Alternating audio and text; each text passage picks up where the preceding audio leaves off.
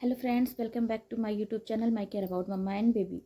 आज जो मैं आपके साथ प्रॉब्लम शेयर करने आई हूँ, बहुत ही बड़ी करंट की बहुत ही बड़ी प्रॉब्लम है औरतों में, लेडीज़ों में ख़ास तौर पे सर्वाइकल कैंसर।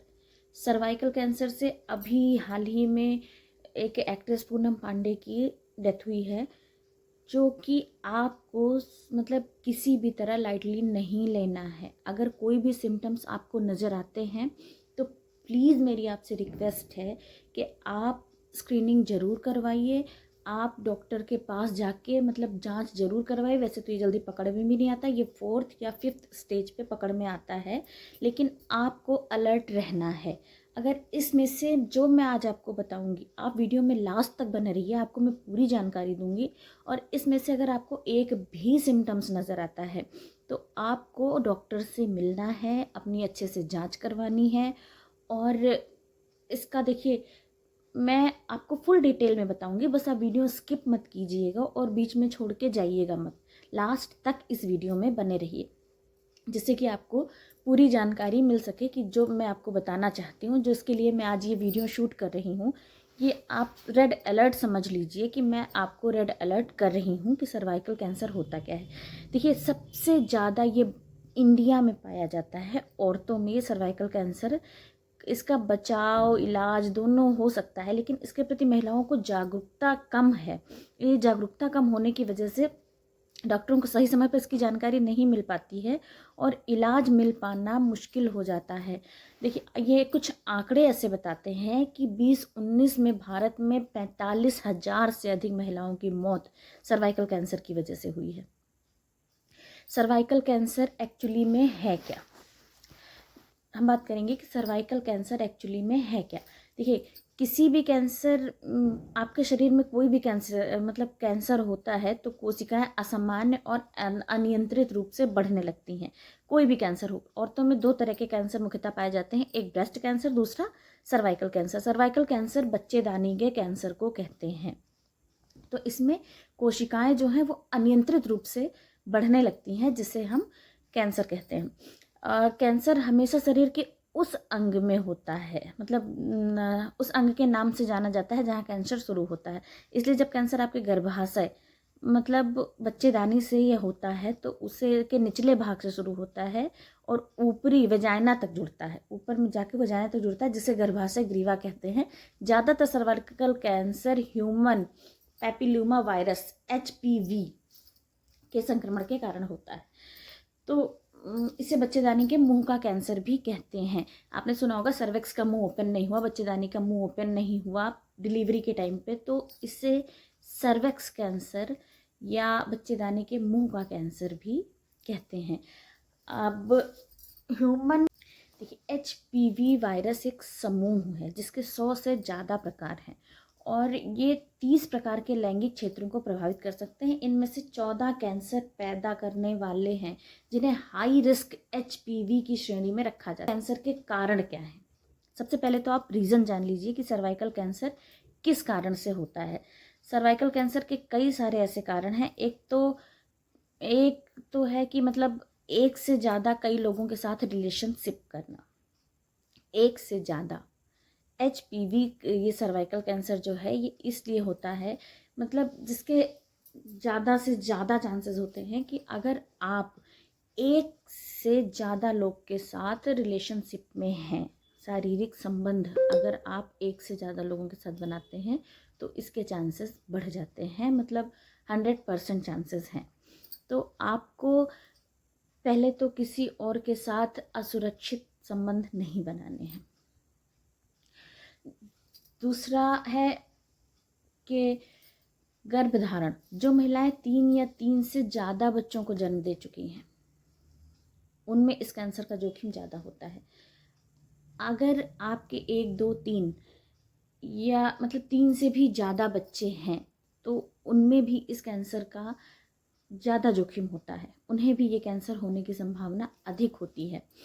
अब तीसरा कारण है जो गर्भ निरोधक गोलियां ज़्यादा लेती हैं। जैसे कई औरतें हैं कि सुरक्षित संबंध बना लेती हैं, वो प्रिकॉशन नहीं लेते हैं लोग, और उन्हें पता चलता है कि हाँ वो प्रेग्नेंट हैं, तो वो कई बार पिल्स ले लेते हैं। ऐसे में भी आपको सर्वाइकल कैंसर के चांसेस बढ़ जाते हैं, बल्कि बहुत ज़्यादा बढ़ जाते हैं। तो आपको ये ध्यान रखना है कि आप जब भी अपने पार्टनर के साथ रिलेशनशिप बनाएं तो ऐसा मतलब रिलेशनशिप ना बनाएं कि जो आपकी ज़िंदगी को जोखिम में डाल दे। आप अलर्ट रहिए और अपने पार्टनर से भी बात करिए इस बारे में। और आप मतलब ये बुराई नहीं है अपने पार्टनर के साथ इंटरकोर्स होने में, लेकिन आप सेफ रिलेशनशिप बनाइए जिससे कि आपको कोई प्रॉब्लम ना हो। तीसरा है जो औरतें धूम्रपान, जैसे इधर राजस्थान हरियाणा में मैंने देखा औरतें भी हुक्का पीती हैं। दिल्ली मुंबई इन जगहों पे औरतें सिगरेट भी पीती हैं या नशा भी करती हैं, मतलब शराब भी पीती हैं। तो इन सब से भी इसके चांसेस ज़्यादा हैं सर्वाइकल कैंसर के। और जिन औरतों को स्मेल वाली वाइट डिस्चार्ज या येलो डिस्चार्ज जो स्मेल करता है, ऐसे डिस्चार्जेस होते हैं, तो उनमें भी ज़्यादा चांसेस हैं इस कैंसर के। आप मेरी बात ध्यान से सुनिए, एक एक पॉइंट मैं आपको बता रही हूँ। और आपको अगर ऐसा कुछ है तो भी आप जाके डॉक्टर से अपनी चेकअप ज़रूर करवा लीजिए बहन, क्योंकि मैं नहीं चाहती कि किसी को भी ऐसा कुछ हो।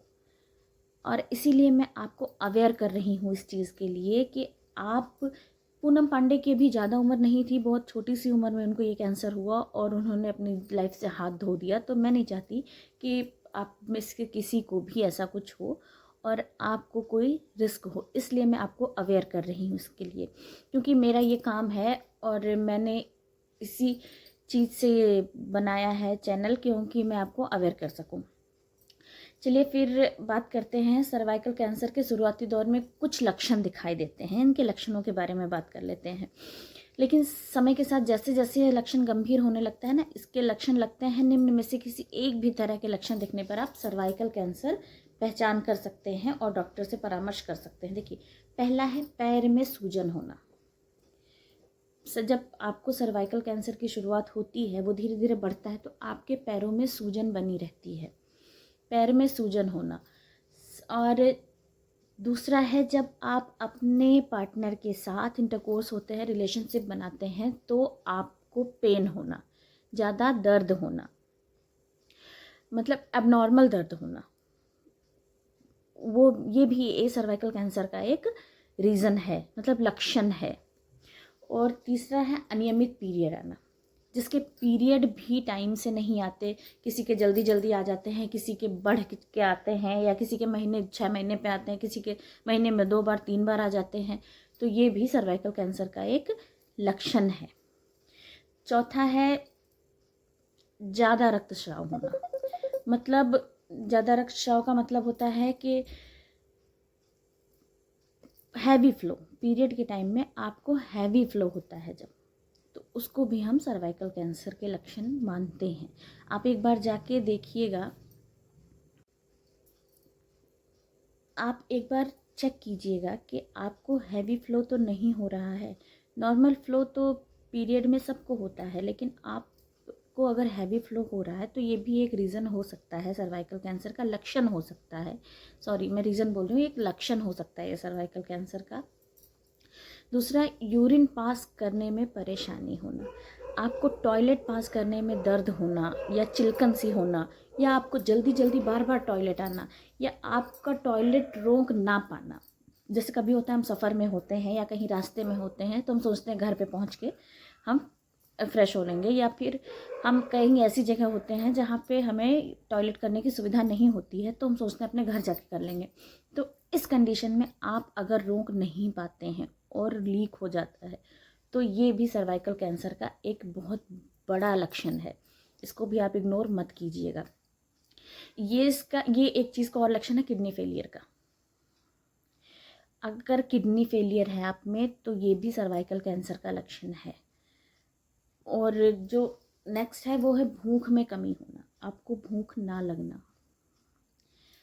आप दिन ब दिन पूरे दिन आप खाना नहीं खाते हो, फिर भी आपको भूख का एहसास नहीं होता, ये भी सर्वाइकल कैंसर का एक लक्षण है। दूसरा है बेवजह थकान लगना, मतलब आप कुछ काम भी नहीं करते हो, उतना नॉर्मल घर के काम रोज़मर्रा वाले कर रहे हो, फिर भी आप थक जाते हो, तो ये भी एक रीज़न है लक्षण है सर्वाइकल कैंसर का, कि आपको बेवजह थकान सी रहती है, शरीर सुस्त रहता है, थका थका सा रहता है, तो ये भी एक लक्षण है सर्वाइकल कैंसर का। आप इसे, अगर आप में से इसमें से कुछ भी है आपको, तो आप एक बार अपने डॉक्टर से एडवाइस ज़रूर लें, आप अपना चेकअप ज़रूर करवाएं। तीसरा है हड्डियों में दर्द होना, आपकी हड्डियों में, पूरे शरीर में जैसे लगता है कि टूट सा रहा है, दर्द रहता है, तो ये भी सर्वाइकल कैंसर का एक लक्षण है, और ये किसी भी उम्र में हो सकता है। ये कोई इसकी उम्र नहीं है कि ये इस उम्र में होगा, ये किसी भी उम्र में हो सकता है। अब बात आती है कि इसका इलाज क्या है। देखिए, सर्वाइकल कैंसर का इलाज संभव है, ऐसा नहीं है कि इसका इलाज इम्पॉसिबल है, इसका इलाज नहीं हो सकता है या नहीं किया जा सकता है। इसका इलाज है, पहला तो है सर्जरी। सर्जरी से ये होता है कि हाँ, बच्चेदानी को काट के निकाल दिया जा सकता है, या मतलब कहा, जैसे बच्चेदानी का कई बार आपने सुना होगा, बच्चेदानी का ऑपरेशन हुआ है, बच्चेदानी को निकाल दिया गया है, तो आपके बच्चेदानी को निकाल दिया जाएगा, और इसके बाद आप गर्भधारण नहीं कर सकती हैं। ये तो मतलब सोच भी नहीं सकती कि इसके बाद आप गर्भधारण करेंगे, कहाँ से करेंगे जब आपकी बच्चेदानी ही नहीं रहेगी। दूसरा है रेडिएशन थेरेपी। इसमें हाई एनर्जी एक्सरे बीमा का प्रयोग किया करके कैंसर कोशिकाओं को हटाया जाता है। ये कुछ मतलब तकनीक ऐसी है जिसका उपयोग करके ये संयोजन में किया जाता है, जो कि आज से भी आपका इलाज हो सकता है, लेकिन ये बहुत महंगे इलाज हैं, हर कोई इसे अफोर्ड नहीं कर सकता है। तीसरा है कीमो रेडिएशन। मतलब आपको पता है कीमोथेरेपी होती है कैंसर के पेशेंट की, तो ये कीमो रेडिएशन है। कीमोथेरेपी और कीमो रेडिएशन दोनों का संयोजक होता है। ये कीमोथेरेपी और कीमो रेडिएशन में दोनों का मिलान करके इस कैंसर का इलाज किया जाता है। बट फिर मैं बता रही हूँ कि ये बहुत ही काफ़ी मतलब खर्चे वाला और पैसे वालों के लिए है, ये हर किसी के लिए नहीं है, हर कोई इसे अफोर्ड नहीं कर सकता है। और सर्वाइकल कैंसर से बचाव कैसे किया जा सकता है? हम ऐसा होने ही ना दें, तो हम इससे बचाव कैसे करेंगे? देखिए, सर्वाइकल कैंसर जो है वो आपको समय समय पे आधुनिक स्क्रीनिंग करानी होगी। आधुनिक स्क्रीनिंग मतलब अपने डॉक्टर से बात करिए, वो स्क्रीनिंग करके आपके बच्चेदानी की पूरी जांच करेंगे, आपको बताएंगे कि ऐसा कुछ आप में है कि नहीं है, क्या है क्या नहीं है, तो वो आपको पूरी तरह से श्योर हो जाएंगे कि हाँ शुरुआत हो रही है, नहीं हो रही है। मतलब टाइम टू टाइम आपको डॉक्टर के पास जाना पड़ेगा, डॉक्टर आपके पास चल के नहीं आएंगे। और इसकी वैक्सीन भी मैं आपको बता दूं निकल चुकी है, जो 9 साल से लेके 26 साल तक की महिलाओं को दिया जा रहा है। ये अभी के इस बजट में आया है, सीतारमण जी ने बताया है कि हाँ ये मतलब HVP की वैक्सीन दी जा रही है 9 से 26 साल की औरतों के लिए। ऐसा नहीं है कि उसके बाद ये नहीं दी जाएगी, आप उसके बाद भी ले सकते हैं, लेकिन 9 से 26 साल की औरतों के लिए ये वैक्सीन दी जा रही है और बहुत ही ज़रूरी है सर्वाइकल कैंसर की रोकथाम के लिए।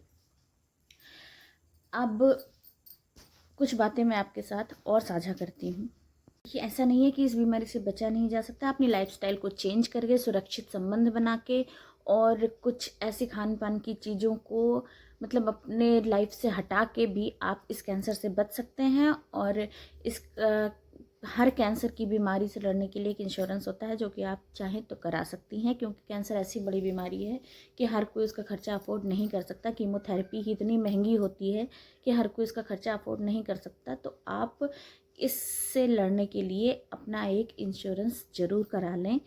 देखिए, मैं किसी का ऐड नहीं कर रही, मैं किसी इंश्योरेंस कंपनी का नाम नहीं ले रही, मैं सिर्फ आपको एक एडवाइस दे रही हूँ कि भगवान ना करे आप पे ऐसी नौबत आए, लेकिन अगर आती है तो कोई रख के नहीं बैठता है। आप बस ये समझिए कि आपको क्या करना है कि आपके पे कभी अगर ऐसी मुसीबत आती है, वैसे तो मैं फिर बोल रही भगवान ना करे कि किसी पे ऐसी मुसीबत आए, लेकिन अगर आती है तो आप उससे लड़ने के लिए तैयार रहें। आप अपना एक इंश्योरेंस करा सकती हैं, जो कि कैंसर इंश्योरेंस प्लान है, जो क्योंकि कैंसर इंश्योरेंस प्लान है जो आपको मिलता है फुल ट्रीटमेंट कवरेज प्लान के साथ, तो इसको आप करा सकती हैं। मैं फिर कह रही हूँ, मैं किसी का ऐड नहीं कर रही, आप किसी भी इंश्योरेंस वाले से पता कर सकती हैं और आप ये करा सकती हैं। तो अगर आपको मेरी वीडियो पसंद आई हो तो प्लीज़ लाइक करिए और शेयर तो इतना करिए कि मतलब सारी औरतों में ये अवेयरनेस फैल जाए कि इससे कैसे लड़ना है, कैसे बचना है और इसका रीज़न क्या है और इसके लक्षण क्या हैं, विशेष तौर पे इसके लक्षण क्या हैं। तो मैंने आपको डिटेल में सब कुछ बता दिया है। और प्लीज़ मेरी आपसे रिक्वेस्ट यही है कि आपको अगर पसंद आया है तो लाइक कीजिए और शेयर भी कीजिए, और अगर आपको कुछ समझ में नहीं आया तो आप कमेंट में मुझसे पूछ सकती हैं।